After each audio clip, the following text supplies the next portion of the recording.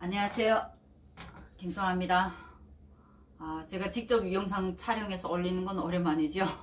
네, 지난주가 아주 너무 정신없이 바빴고 또 6.25 기념 영상들 그렇게 올리느라고 제 영상을 올리기는 지금 2주 만에 올리나요? 아마 그렇게 될 겁니다. 회사 일을 할래, 통일만연합회 일을 할래 많이 바빠요.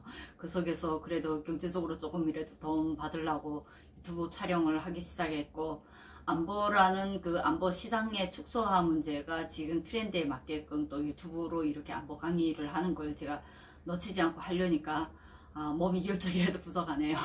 많이 양해 부탁드리고, 그렇게 어렵고 바쁜 속에서도 일주일에 3개 내지 4개의 영상은 항시적으로 꼭꼭 올리도록 하겠습니다. 그렇지만 어느 날에 몇 시쯤에 정상적으로 이렇게 계속 올린다, 그것만큼은 제가 장담 못하겠어요. 양해 부탁드리고 많은 응원 부탁드리겠습니다.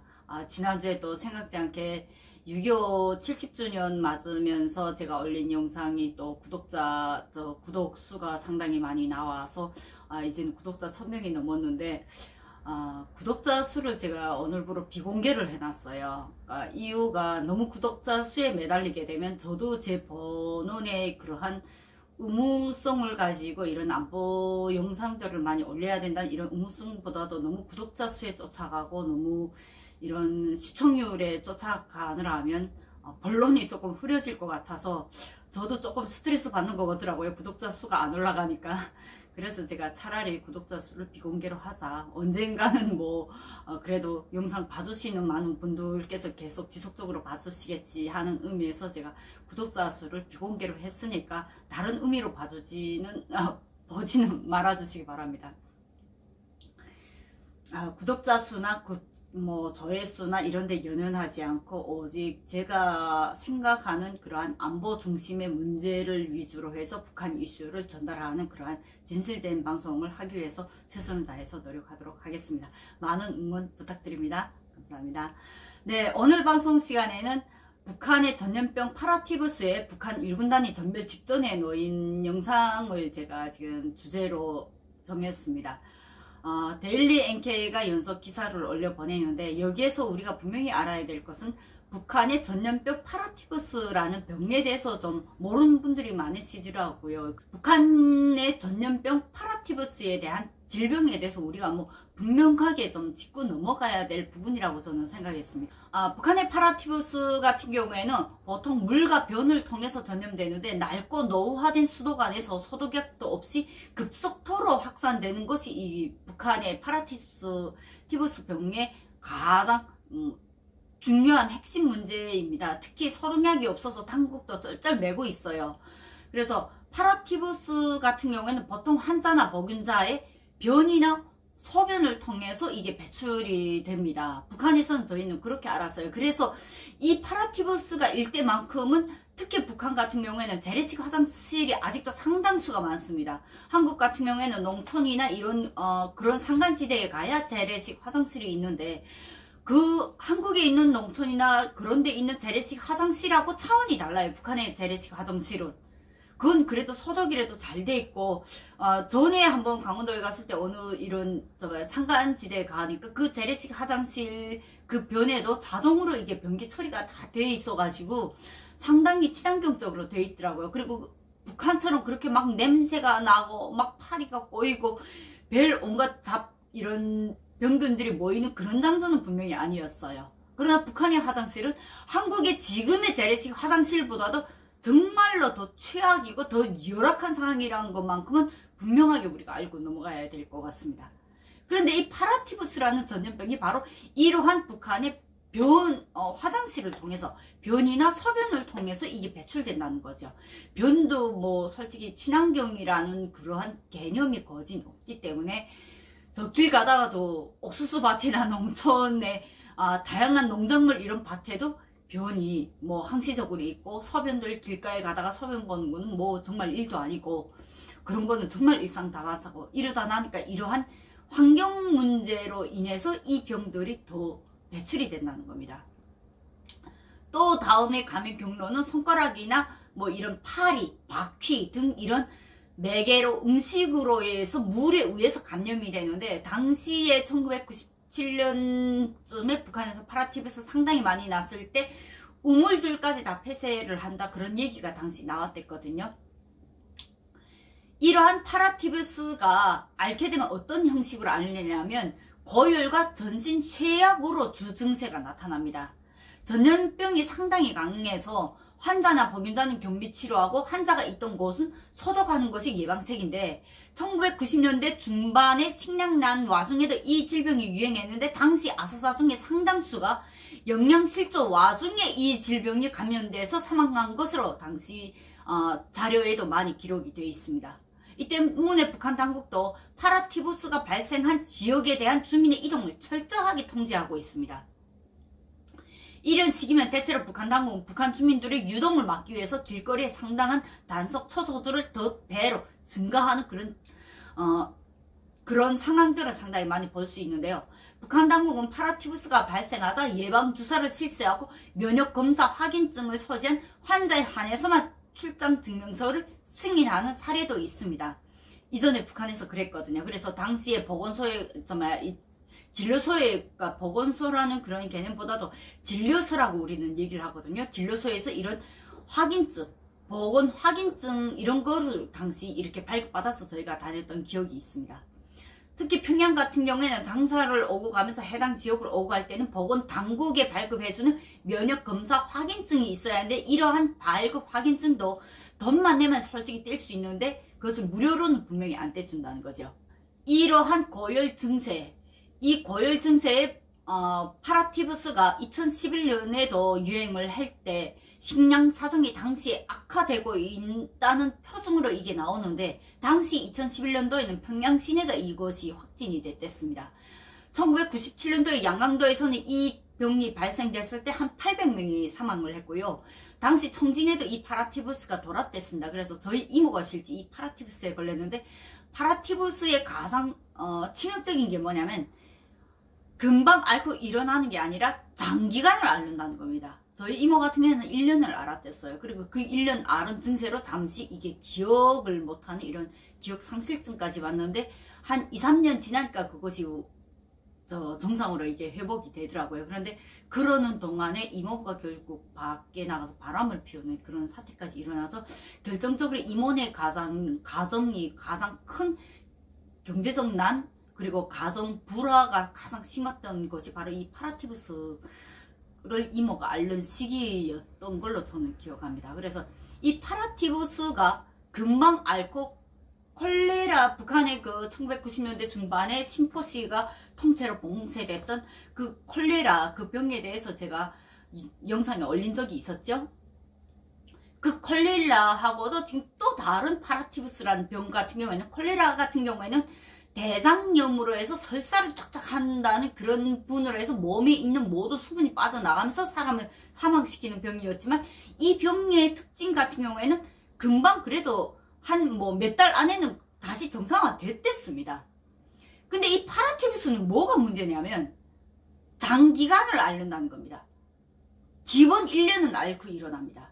심지어 2년, 3년까지 앓다가 사망하는 사람들도 있는데, 이게 전신 몸에 이렇게 발열이 계속 나면서 사람이 구토도 하고 설사도 하면서 맥을 하나도 못 써요. 콜레라 같은 경우에는 앓을 때 열이 안 났습니다. 그냥 설사만, 그냥 완전히 맹물 설사만 계속 했거든요. 근데 파라티푸스는 발열이 전신이 함께 나기 때문에 본인이 기어서 병원에 갈 기력도 없습니다. 그리고 이게 처음에는 감기로 착각을 하는 경우도 있어요. 발열이 나기 때문에. 그런데 이 병이 지금 북한의 최전방 1군단을 지금 싹쓸이 했다는 뉴스가 지금 나왔죠.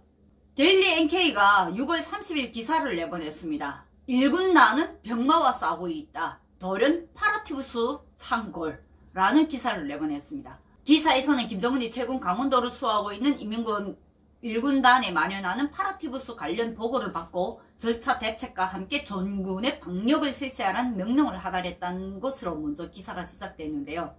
30일 데일리 NK 군 소식통에 따르면 이 같은 사태는 지난 말부터 시작됐다고 합니다. 그래서 6월 16일쯤에 북한 당국이 파라티푸스를 비롯한 기타 전염병들을 방역을 할 때에 대한 그런 기사를 한번 올린 적이 있습니다. 환경북도 소식통을 통해서 정부가 이달 초에 전염병 확산을 막기 위해 여러 가지 방침을 내세우는 중에 코로나 바이러스 외에 다른 병균들에 대한 관리도 필요하다는 점을 강조했다고 했습니다.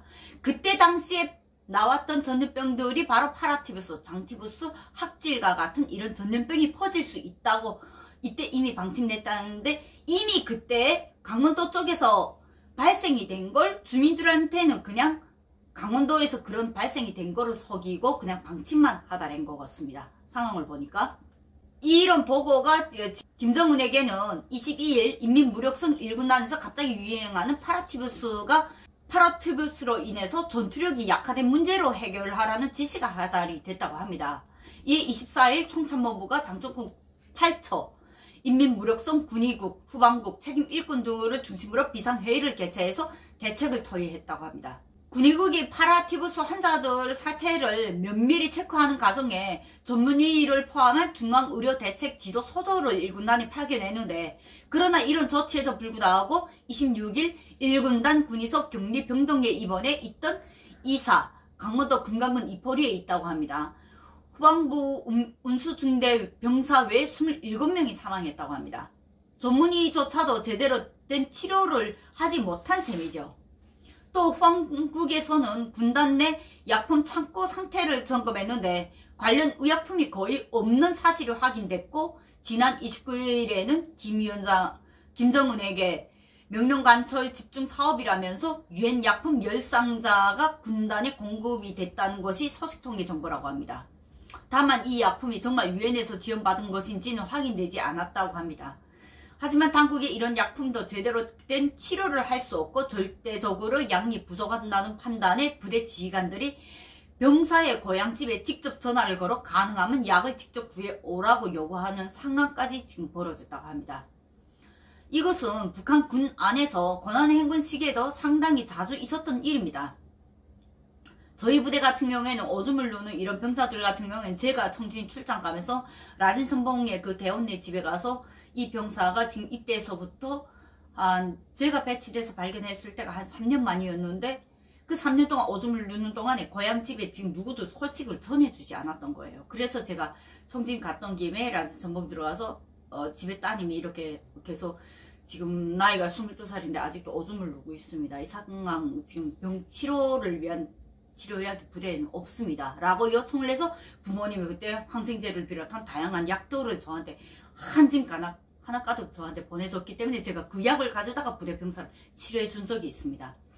병사들 때처럼 알으면 부대에 약품이 없는 건 이미 1990년대 중반부터 이미 시작된 일이었고, 그러한 상황을 해결하기 위해서는 항상 부대에 어떠한 약을 구입보다도 고향에 있는 부모들한테 항상 요청을 해서 가져온 겁니다. 이거 지금 이 기사에는 지금 이러한 사태가 발생된다라고 했는데, 1990년대 권한의 행군 시작됐을 때부터 지금 거진 1990년대 중반부터 2000년대 중반, 2010년대 중반, 이제는 2020년이죠. 20년이 넘는 동안에 북한군은 그렇게 유지를 해왔습니다. 이것이 어찌 보면 이 기사의 팩트입니다. 최근에 일어난 일이라고 말하면 절대로 안 되는 거예요. 이거는 이러한 승인하에 온도를 따뜻게 하면 병균이 사라질 것이다 라는 이러한 민간요법에도 주목하고 있고, 아울러 파라티푸스 외에 바이러스가 침투하지 못하도록 대대적으로 소독을 집행한다 하는데, 첫째로 소독약이 극적으로 부족합니다. 그리고 이 여름철에, 이 삼복 더위철에 온도를 하게 되면 이게 뭐가 치명적이냐면요, 북한군 병사들한테는 영양실조가 걸리는가 동시에 뭐가 함께 나오냐면 저혈압이 함께 나옵니다. 이 저혈압 증세는 저도 지금 상당히 오랫동안 갖고 있고, 북한의 영양 상태가 떨어지는 군인들 같은 경우는 대체로 저혈압입니다. 저혈압인데 이 삼복더위에 그 뜨거운 안에 들여놔 보십시오. 온돌 불 때에서 그 뜨겁게 해줘야 된다. 열이 나는 사람은 여기서 자칫하면 익사할 수 있다는 겁니다. 여지까지 북한에서 파라티푸스가 시작이 됐다 하면 대체로 겨울철에 많이 나왔습니다.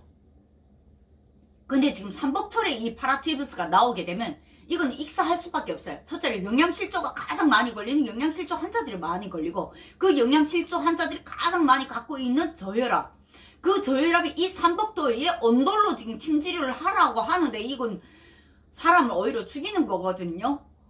그러니까 이러한 상황에서 지금 1군단 전 군단에서 지금 1군단이 이런 작업이 시작돼 있고 전 전형 군단 1군단하고 붙어 있는 것이 2군단이고 2군단 다음에 5군단 그 다음에 4군단까지 퍼져지면 그냥 강원도하고 지금 황해북도 그 아래 평원 지역들 그 다음에 황해남도 해주 4군단까지 이 지역이 지금 통째로 다 연결이 돼서 지금 이게 전염병이 퍼지면 가장 큰 문제라는 거죠. 그런데 이 기사에 보게 되면 어찌 보면 1군단 군간 사택에서 군간 사택이 장교들이 머무는 사택인데 군간 사택에서 먼저 발생이 됐다. 이것은 군간 사택 장교들 부인들이 가족들이 장사를 해서 외부로 상당히 많이 다녔다는 걸 의미합니다. 지금 기사에는 강원도만 나왔는데 과연 그러면 이 외부에서 들어온 장티푸스, 파라티푸스 같은 경우에는 이 문제가 정말 괜찮을까? 어쨌든 이 삼복더위에 지금 북한 안에서 벌어지는 이 영양실조 군인들, 병사들이 가장 많이 쓰러질 것이며 영양실조 환자들이 가장 많이 갖고 있는 취약점, 저혈압. 제가 그래서 대한민국에서 와서도 지금 찜질방을 못 가고 있어요. 사우나를 제가 못 하고 있어요. 저혈압 때문에. 그런데 지금 북한의 파라티푸스 걸린 병사들을 지금 온돌방으로 민간 치료를 해서 온돌방을 더 땀을 낸다? 저혈압 환자들한테 가장 치명적입니다. 더위에 들어가면 숨이 막혀요. 그 다음부터 쇼크가 오기 시작합니다. 저는 한국에 맨 처음에 첫 해에 이 더위, 한국의 이 여름을 견디지 못해서 집에서 혼자 쇼크 쓰러진 적이 있어요. 아무도 없을 때, 그땐 결혼하기 전이었는데. 그때 북한 선교 일을 했던 저희 남편이 당시 전화를 했는데 전화 안 받으니까 밤 12시에 집에 와봤는데 제가 쓰러져 있어서 저를 그때 구했습니다. 안 그랬으면 저도 대한민국 와서 정말로 그냥 죽을 뻔했죠. 그런 사고로. 지금 이 문제 기사를 보면서 제가 가장 많이 걱정하는 건 일단 영양실조 걸린 군인들이 여기서 제일 치명적이며 이 문제가 일파만파로 퍼지게 되면 공동 화장실을 사용하는 북한 군인들의 그 집단 생활에서는 이 문제를 해결하는 거 정말로 쉽지 않으며 특히 파라티푸스는 장기간 최소 1년까지 앓고 있는 병이기 때문에 이 문제가 최전방 군인들한테 아주 치명적으로 다가갈 것이다 라는 문제를 분석해 봤습니다.